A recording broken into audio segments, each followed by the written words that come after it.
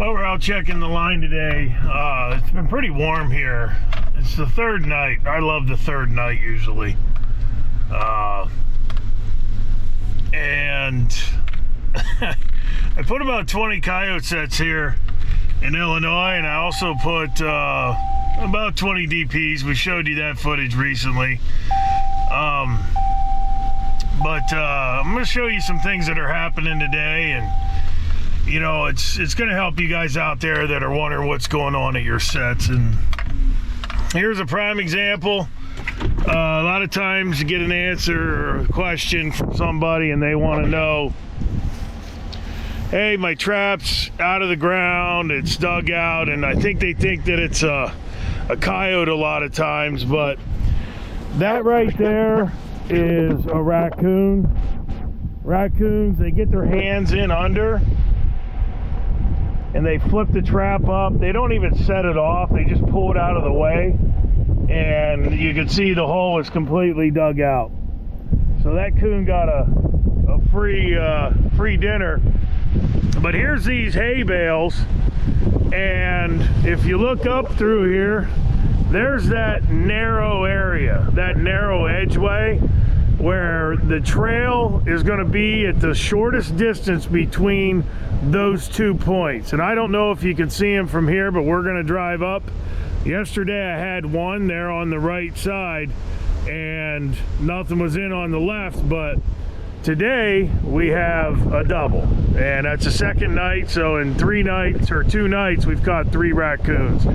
But don't forget, anywhere across the country, those narrow areas, you're going to have all of that animal traffic. But this situation right here, that is a raccoon.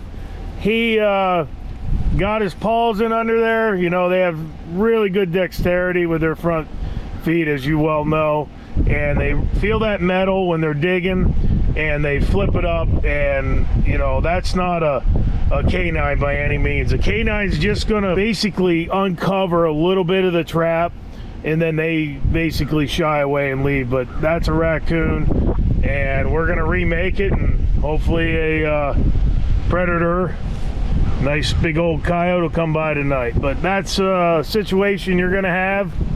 You just have to deal with it, and we're gonna reset it because the cold front's still here and it's not gonna break till about midnight. So I expect the animal traffic to be working pretty good at that point. But pay attention to the sign the animals are giving you, even when you got traps in the ground, and it's gonna make you a better trapper. As you get more experience, you're gonna start to recognize these things. And I can't wait to get up there and get that double out. You start recognizing those trails and you pretty much are gonna have a lot of time in the skinning shed at night. Well, we just got that set remade where that coon flipped that trap, and going down here to where that little trail goes across right here at this narrow point, and we got a double. We had one here yesterday that we showed you earlier. But really, just pay attention to this anywhere across the country. Find that narrowest point, the shortest point between 2 patches of woods or from a stream bank up over a road. Anywhere the shortest point is where that animal traffic's going to be. And you can see right here, that's where we had the one yesterday. Another real nice big coon in that DP. And you can see right on the edge of the field. As I said, I want to set it on the edge of the field. I don't want to be down in the woods. I want to be on the edge of the field, so if they're running the edge of the field or the trail, that we're going to get them. And you can see this trail again right here. I mean, that trail is just bare. We've got another one right where the woods come out on this side. So it's a nice double. As I said earlier, sitting on the edge of the field. We're not down in the woods, we're right here. And another nice coon, and that's all it really takes. Put that DP right in the middle of that trail, right where it comes out into the field. Remember this, it doesn't matter where you're at across the country, you find these areas where it narrows down and you're going to find the animal traffic right there. It doesn't matter if it's a a creek bed through a culvert or up over a road or patch of woods to a patch of woods, you find these narrow spots and you're gonna have these type of trails that are gonna have all of that animal traffic on them. And when you put your sets in, put them right in the middle of the trail, they're gonna bump their nose on it and you're gonna catch them just like this. It's not hard, you just gotta get out there, put your time in, put your work in, and it's just one of the great things of being out here in the outdoors. It's cold today, I'm a little chilly, but that cold front coming through obviously had them on the move again. And we're gonna get these two taken care of, remake them in the same spot that they were in, and if any more come up through on this trail tonight, we're gonna actually have a great chance at catching them. So set your spots accordingly and you'll be successful as well. I got something up here right at this fence going through. What is it? It's a big animal. Ah, it's another coon. Another coon in my canine set. I got two sets here. I don't see anything in the other one, obviously. Oh, and there's another. There's another flip job. Yep, flip that one up. That's just fantastic. It's always fun putting these sets in the ground, knowing that you got good locations and good coyote sets in the ground. We're using wax sand from a buddy, John Wilkinson. About a ton of it from him at the PA convention this year. And I don't really go anywhere now in the winter time. This is middle of January. It's pretty warm right now, but a good cold front came through last night. But I don't go anywhere in the fall or winter, late fall or winter, without wax sand or wax dirt. It's just too hard to keep your traps working without that material. And it's a beautiful day. We're catching some critters, but the coons are beating me down on my coyote sets, and you can see here again.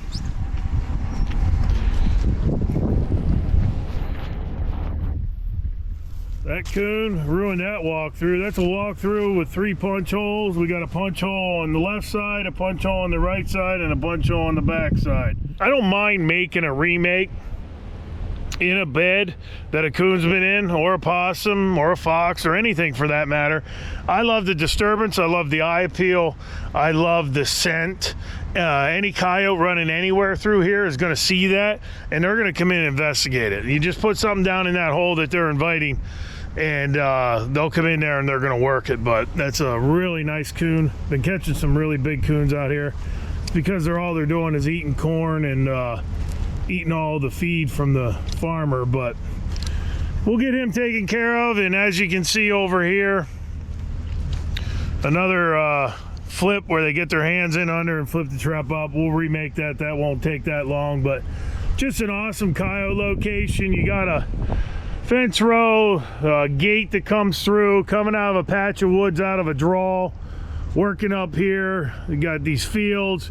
You got another edgeway over here. It goes into a bottom. Those coyotes are going to work down in there. There's a pond down over there. And, you know, right on this fence row, this is just going to be a pinch point for any animal traffic coming from any direction. And as you can see, I got one set on the one side and I got one set on the other. And that's one last thing I'll say on this little clip right here. If you are going to go out there and you find a location that you feel is good and it's going to produce for you, and there's going to be animal traffic, if you're going to take the time to put one set in, definitely put 2, sometimes 3, depending on the amount of sign that you have. And that's going to help you be more successful. If I'd only had one here and he flipped the trap, he's running around, probably going to come back and mess with that trap again tonight. If that's the same coon over here that flipped that trap, he's not coming back tonight.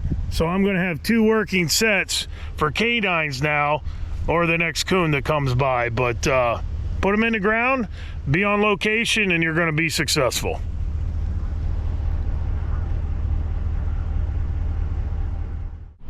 Yep, there's another one. Well, I'll tell you, when you come trap new areas, and if you're on farm ground that hasn't been trapped in a while and you try and catch canines,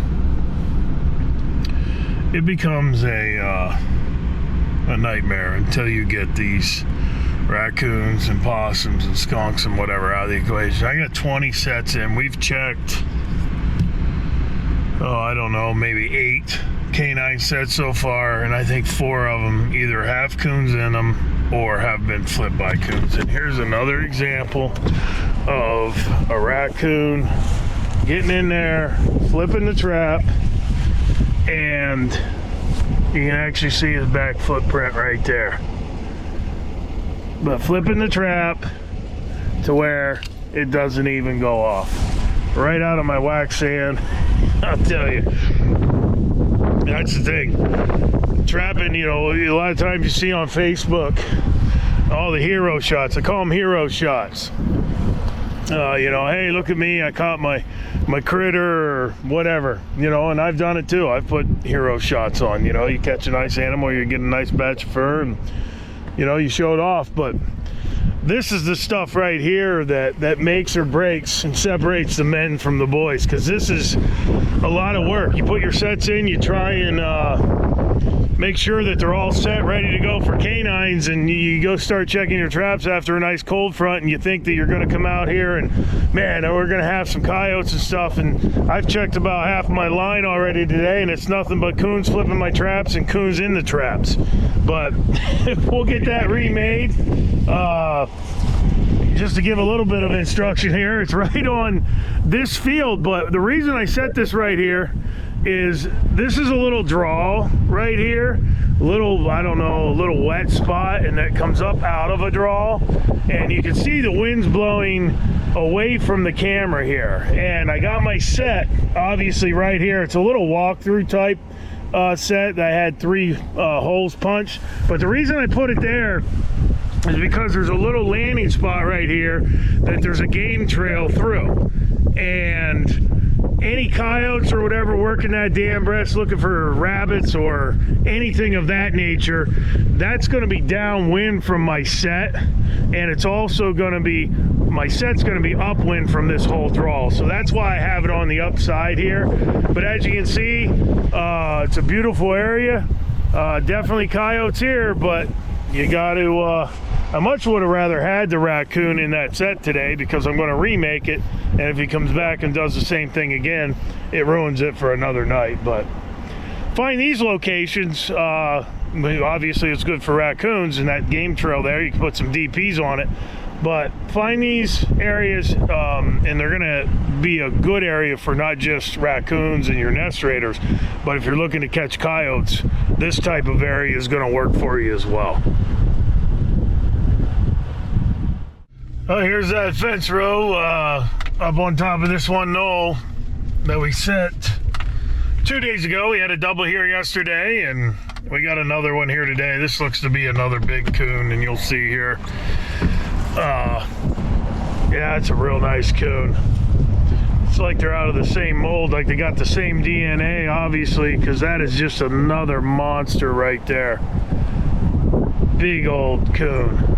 But as you can see, that trail, you can't tell it's a trail now, but down along this edgeway, got the hay bales down there, cornfield, this patch of woods where it goes down over the bottom and comes up from there. But just another nice coon. We'll get him taken care of, but that's another thing I'll make a point here. You see he's in that trap right there, and he could not get to that other working trap right there. And that's one of the things. Make sure you space them far enough apart that they can't get to the other trap. That gives you a chance to catch more than one. And we've all made the mistake, if you put enough of these in the ground, you get them too close sometimes and you end up having them in both feet once in a while. But this trail came right here under that fence. That's where they're climbing under. the trail came out to the edge of the field. It goes along there, and it also goes along there. But really, another really big raccoon. They're just really nice, real nice fur on that one.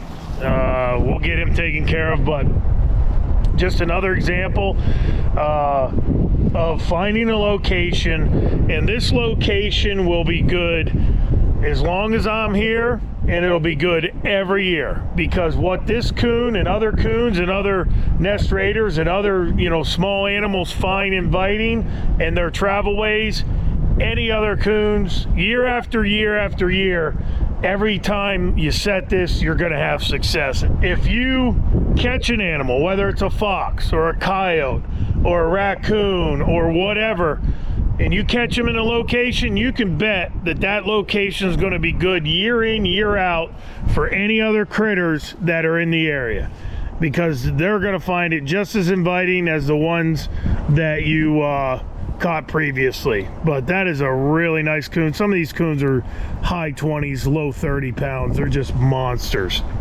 But we'll get him taken care of. And if you find a location, set that location year in, year out, because it's going to be good for you for eternity, as long as you're here and as long as the animals are here. So we'll get them taken care of and head on down the road, and hopefully come back here tomorrow and have another. Well, that's odd. Why should anything be different today? I got two sets in this last field I'm checking. Nothing in that one up there. And we come down here and we have another raccoon that has decided to